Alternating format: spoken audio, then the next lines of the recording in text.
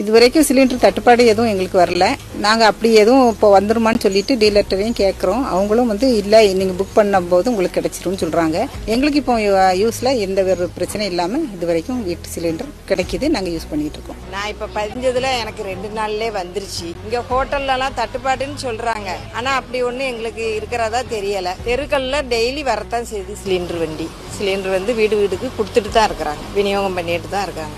எல்லாம் தட்டுப்பாடாமல் கேட்ட உடனே கொண்டு வராங்க. மறுநாளே கிடைச்சிருது. எங்களுக்கு தட்டுப்பாடு எதுவும் இது வரைக்கும் இல்லை. தட்டுப்பாடு வரும் அப்படின்னு நம்ம பயங்காட்டுறாங்க. ஆனால் அந்த அளவுக்கு இல்லை. எல்லாம் நான் கேட்ட உடனே ஃபோன் பண்ண உடனே மறுநாளே கொண்டு கொடுக்குறாங்க. நியூஸ்லலாம் போடுறாங்க இந்த மாதிரி தட்டுப்பாடு அப்படின்னு சொல்லி போடுறாங்க. நாங்கள் இந்த டீலர்ஸ்டெல்லாம் கேட்டோம். ஆனால் அவங்க அந்த மாதிரி எதுவும் இல்லை அப்படிங்கிற மாதிரி தான் சொல்கிறாங்க. இது வரைக்கும் சிலிண்டர் ப்ராப்ளம் இல்லை. ஆனால் எங்களுக்கும் நல்லா தெரியும். ஏன்னா இஸ்ரேலுக்கு, ஈரானுக்கு, அமெரிக்கா போர் இருக்கு. அதனால நாங்கள் அதை ஒரு நம்பிக்கையோடு தான் இருக்கோம். கண்டிப்பாக ஒரு மத்திய ரொம்ப நம்பிக்கை வச்சிருக்கோம். பொய் சொல்லலை, போர் நடக்குது எங்களுக்கும் தெரியும்.